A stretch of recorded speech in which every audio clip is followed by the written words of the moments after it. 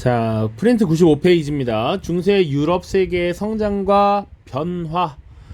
세 번째 시간이고요. 이제 중세 유럽이 어떻게 변화하는가 그 끝부분을 살펴보는 것입니다. 그래서 중세 유럽의 특징이라고 할 수 있는 지방 분권적 경향이 이제 중앙 집권적 경향으로 바뀌어가는 과정, 그것을 보는 겁니다.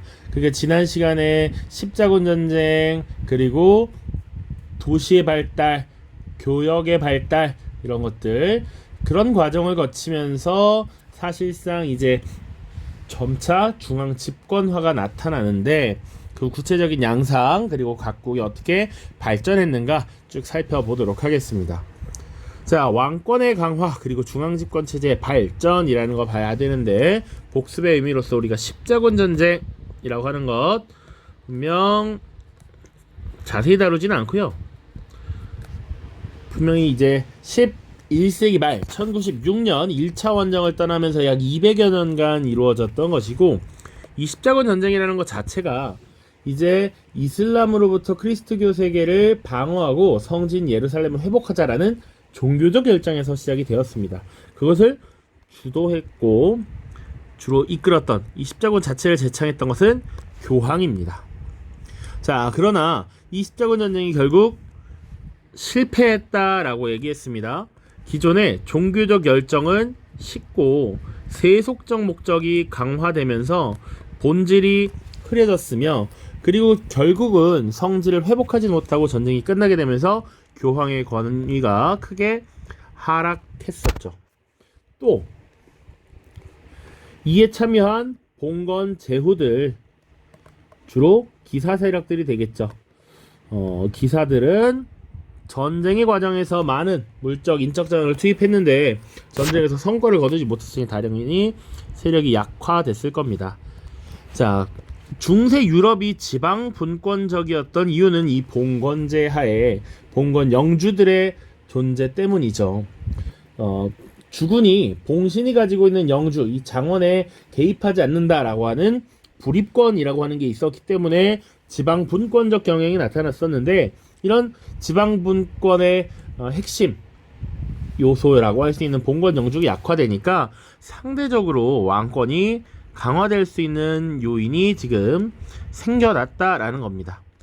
자, 그래서 배경 이제 좀 보면 교황권의 실추, 봉건 영주의 세력 약화, 그리고 이 전쟁을 거치면서 지금 교역이 발달하고 도시의 상공업자들이 성장하고 있다라는 겁니다. 자, 그래서 이 도시의 상공업자들은 안정적인 교역을 위해서 국왕으로부터 보호받기를 원했습니다. 그래서 이 도시의 상공업자들은 국왕에 대해서 경제적인 지원을 하게 되는 것이죠. 국왕에게 하는 겁니다. 그리고 국왕은 이들의 자치권을 인정한다든지 교역상의 특권을 인정한다든지 이런 모습이 나타나는 것이죠. 그래서 특허장 같은 것을 발급해서 자치권을 인정한다든지 혹은 기타 특권을 인정하는 이런 모습들이 나타납니다. 자, 이렇게 지원을 받은 국왕은 그 자원, 경제적인 이런 경제력을 바탕으로 항상 준비해서 언제든 싸울 수 있는 장비군, 그리고 관료를 양성해서 중앙 집권 체제를 확립하기 위해 노력을 하고 있습니다. 지금은 이제 13에서 15세기 정도 보는 것이고요. 이것이 나중에 그래서 16세기부터 18세기까지가 되면 보통 이제 절대 왕정 시기가 나타납니다. 왕권이 절정에 달하는 거야. 그 전 단계가 지금 다루는 이 시기라고 볼 수 있겠습니다. 절대 왕정으로 나아가는 과도기적 단계. 자, 그래서 이런 중앙 집권 체제의 양상 어떻게 나타나냐면, 영국, 프랑스, 그리고 이베리아 반도에 있는 에스파냐나 포르투갈 같은 나라들은 이제 중앙 집권 체제로 발전하는 모습이 나타나고요. 반면 독일이나 이탈리아 같은 경우는 이런 왕권 강화, 중앙 집권 체제 발전을 따르지 않고 여전히 지방 분권적 경향이 강화됩니다. 그런 특징 이렇게 나눠서 봐야 합니다. 그래서 각국이 어떻게 발전했는가 쭉 보겠습니다. 첫 번째, 영국입니다. 영국. 자, 각 나라가 시대별로 어느 왕 때 무엇이 있고 어느 왕 때 무엇이 있고 다 알면 좋겠지만, 실제로 우리 한국사만 공부해도 머리가 터지는데 각국을 다 알 수 없겠죠. 그래서 각국의 정말 중요한 특징들만 중심으로 살펴보겠습니다. 자, 그리고 미리 얘기하자면 이 부분에서 출제가 되는 부분은 사실은 여기 밑에 나와 있는 백년전쟁이라고 하는 전쟁이 굉장히 중요하게 출제가 됩니다. 보다시피 영국과 프랑스가 전쟁을 벌인 것이고, 이 긴 기간 동안 치러진 전쟁을 통해서 나름 이제 각국의 왕권이 강화되는 이런 모습이 나타났기 때문에 가장 중요합니다. 그리고 이제 영국으로 다시 돌아갈 텐데, 영국 하면 꼭 빼놓지 않고 알아야 하는 것들이 있습니다. 이 의회 제도의 전통이 가장 먼저 마련되고 의회 제도가 발달했던 것이 바로 영국입니다. 영국.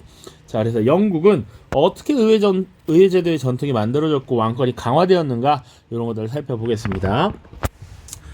자, 첫 번째는 지금 대헌장이라고 하는 문서를 승인했다라고 나와 있습니다. 이 대헌장을 승인했던 왕은 13세기 초 존 왕입니다. 특히 유럽의 왕들에게는 애칭, 별칭을 많이 불렀는데요. 왜냐면 비슷한 이름도 많기 때문에 더욱 그렇습니다. 이 존 왕의 별명이 뭐였냐면 바로 실지왕입니다. 땅을 많이 잃어버렸다라는 거예요. 땅지자에 분실하다 할 때 실자야, 잃다라는 의미입니다. 그만큼 땅을 많이 잃었어. 왜? 전쟁을 치렀는데 굉장히 전쟁에서 많이 패배해서 지금 땅을 많이 잃게 된 것이죠. 자, 그래서 이 존 왕은 어쨌거나 뺏긴 땅을 다시 되찾고 싶은 욕망도 컸을 겁니다. 그래서 프랑스와의 전쟁에 필요한 막대한 전쟁 비용 마련을 위해 이 귀족들에게 혹은 도시의 시민들에게 세금을 과세했던 것이죠. 자, 그런데 이 세금이 과도하게 징수가 되었다라는 겁니다. 끊임없이 세금을 바쳐서 국가를 위해 희생을 하는데 그들이 얻을 수 있는 것은 없고, 귀족들은 계속 전쟁에서 패배하면서 땅을 잃기만 해. 이거 문제가 있다라는 것이죠. 그래서 귀족들이 우리에게 지금 이렇게 과도하게 세금 물리는 것, 이것 우리가 우리의 권리를 잃고 있는 것인데 우리의 권한을 인정해 주십시오. 그리고 국왕이라 할지라도 함부로 끝없이 세금을 걷는 것, 이것 안 됩니다 라고 주장을 한 것이죠. 그래서 국왕권을 제한하는 것, 그리고 귀족들의 권리를 인정하는 것, 요것 중요한 내용 두 가지입니다. 혹은 여러분들 1학년 때 통합사회를 잘 배운 학생들이 있다면 우리 통합사회 4단원 인권 파트에서 헌법이라는 걸 제정한다라는 것, 그리고 권력을 나눈다, 권력 분립제도, 이런 걸 배웠을 겁니다. 자, 이 권력 분립의 시초가 바로 의회 제도이죠. 그러니까 이 대헌장이라고 하는 것은 왕이 자기 마음대로, 자기 뜻대로 권력을 행사하는 것, 이것을 방지한다라는 데서 큰 의미가 있습니다. 그렇기 때문에 대헌장이 굉장히 큰 의미를 가져요. 그래서 학교나 혹은 담당 선생님에 따라서 대헌장은 안 배웠을 수 있습니다만, 권리청원, 권리장전 이런 거 분명히 배웠을 겁니다. 그쵸? 왕이 자기 멋대로 권력을 행사하는 것을 막기 위한 조치였다. 그런 것들로서 이제 법률과 유사한 형태의 이런 문서들이 등장하게 된 것이죠. 대헌장 첫 번째입니다. 자, 그리고 모범의회라고 하는 것을 소집합니다. 나중에 과세를 할 때나 아니면 국가에 대한 어떤 중요한 결정을 할 때 성직자 제1신분이었습니다. 그리고 귀족들, 그리고 각 주와 도시의 대표들이 참여해서 이 대표자들의 모임, 회의를 구성했다라는 것이죠. 이것을 모범의회라고 이야기를 했고요. 이것이 의회 제도의 선구적인 모습이 된다. 그리고 영국에서는 특히 14세기가 되면 상원과 하원을 나누는 이런 양원제 의회 제도의 기틀이 마련됐다라고도 볼 수 있습니다. 자, 14세기로 넘어가게 되면 영국은 이제 큰 변화를 맞게 되는데요. 백년전쟁이라고 하는 프랑스와의 대결을 벌이게 됩니다. 물론 100년 내내 싸웠던 것은 아니고 중간에 분명 쉬는 기간이 있었습니다. 이 전쟁을 과정에서 프랑스에게 나름 선전을 하고 우위를 점했던 것은 원래 영국이었습니다.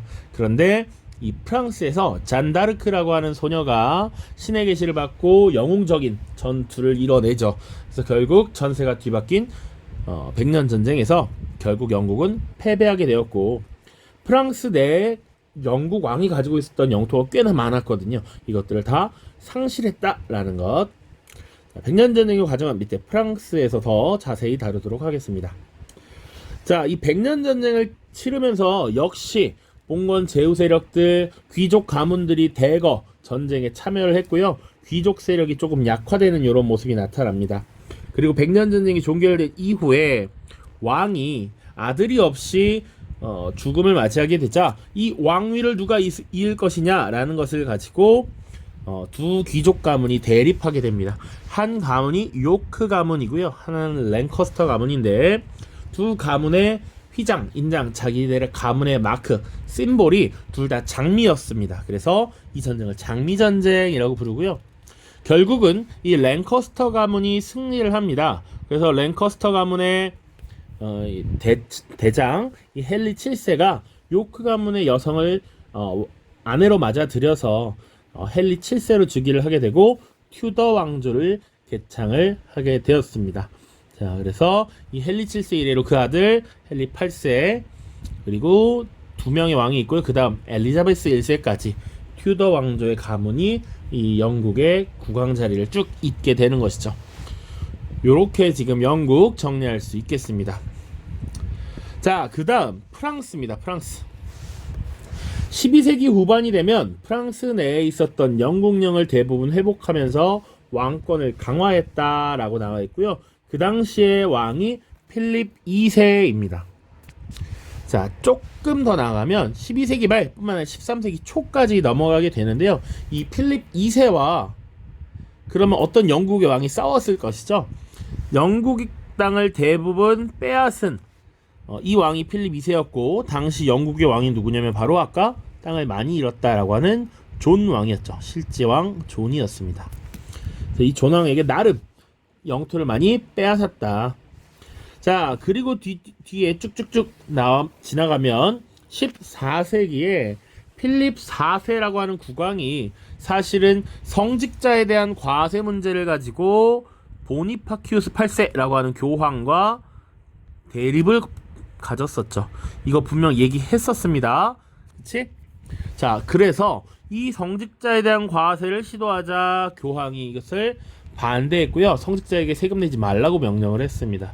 그랬더니 필립 4세가 당시 3신분의 대표, 성직자, 귀족, 도시민들의 대표를 소집해서 세금을 어떻게 할까? 라고 해서 동의를 얻는데 성공하죠. 그래서 교황을 굴복시켰다. 이거 황제권과 교황권이 대립 파트에서 이미 다뤘던 내용이니까 이 정도만 설명하고 넘어가겠습니다.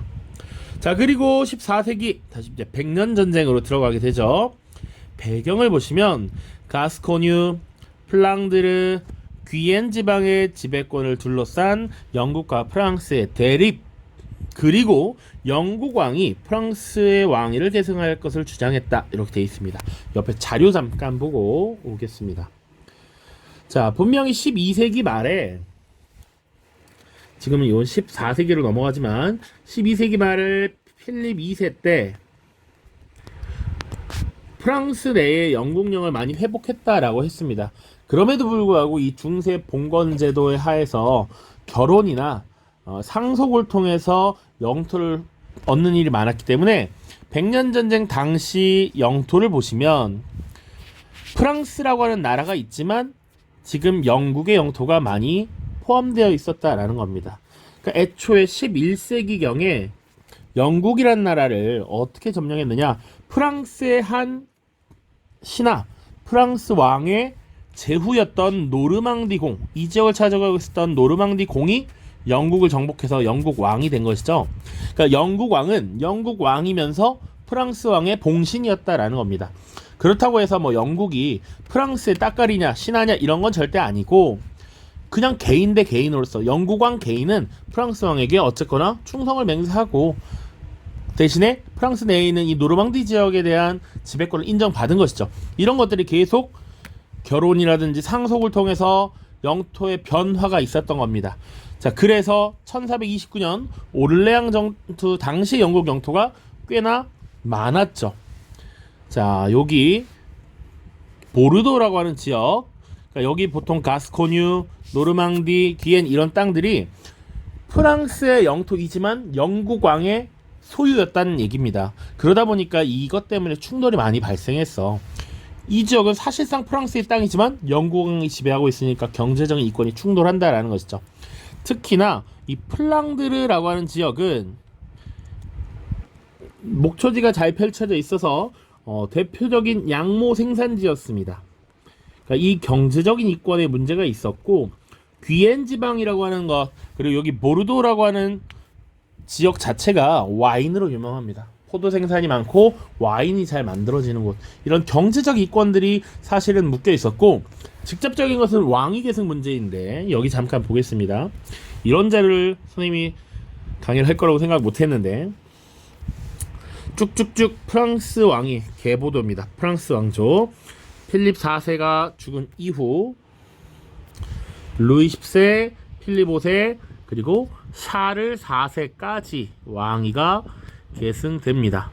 그런데 후사가 없다라는 것이죠. 아들이 있어야 아들에게 상속을 하는데, 특히 왕위는 여성이 물려받을 수 없다라는 당시 이제 전통이 있었기 때문에, 그러면 이 샤를 4세의 뒤를 누가 이을 것이냐라는 것이죠.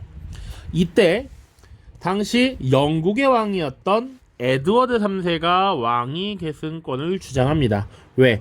에드워드 3세의 엄마가 이사벨라라는 인물이었는데, 이 이사벨라는 필립 4세의 딸이었거든.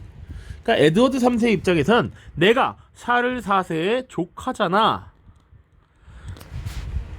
이사벨라라는 인물은 여성이기 때문에 왕이 될 수 없지만 나는 어쨌거나 남자이고 그 혈통을 이어받았으니까 내가 영국 왕이지만 프랑스의 왕도 겸할 수 있다라고 주장했던 것이죠. 그런데 실제로 왕이 된 것은 이 필립 6세입니다. 자, 샤를 4세와 3촌의 관계죠. 촌수로 따지면, 우리식 촌수로 따지면 이 필립 4세는 사실은 할아버지가 같다, 요 정도입니다. 그러니까 사촌 관계에 있었던 것이죠. 그래서 발로아 지역의 백작이었던 이 필립 6세가 즉위를 하게 되고, 결국은 이 둘이 경쟁을 벌이게 된다라고 보시면 됩니다. 어쨌거나 프랑스 왕이 되었고, 영국의 왕은 개인적으로 프랑스 왕의 봉신이었기 때문에 충성 맹세를 요구할 수 있었죠. 그런 것들이 실제 충돌의 배경이 되었다라고 보시면 되겠습니다. 자, 전쟁의 내용 보시면 초기에는 전투적, 전략적인 우세로 인해서 영국이 우세했습니다. 자, 그러나 프랑스의 한 소녀 잔다르크의 활약으로 프랑스군이 역전을 하게 되고요. 결국 프랑스가 승리를 거두게 됐습니다. 자, 그러면 이 100년 전쟁의 결과로 어떻게 중세 유럽 사회가 변화했는가? 이 긴 전쟁 기간에서 화약이 도입됩니다. 그러다 보니 전쟁 양상이 변화됐고요. 기사 계급은 몰락했고, 이 전쟁이 너무 길어지다 보니까 기존의 기사나 영주 중심의 전투가 아니라 국가 대 국가라는 개념이 생기죠. 그러니까 왕을 중심으로 똘똘 뭉쳐서 싸우는, 영국 왕과 프랑스 왕을 중심으로 똘똘 뭉쳐 싸우는 이런 모습들이 나타난다. 그 과정에서 큰 전쟁을 치르다 보니 자연스럽게 왕권이 강화되는 모습이 보여집니다.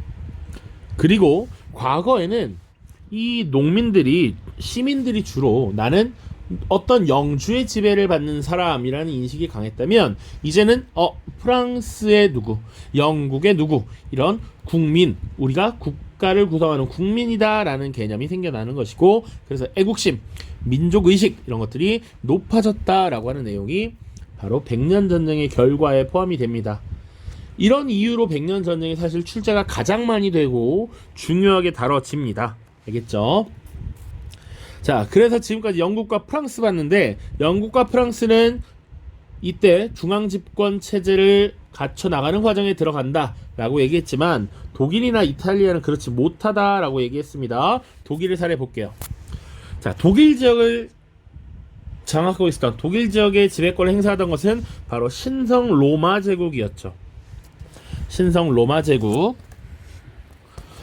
자, 물론 이 신성 로마 제국은 사실상 명목적인 통치만 행사할 뿐, 그 안에 수많은 제후국들로 나뉘어서 지방 분권적 경향이 굉장히 많았습니다.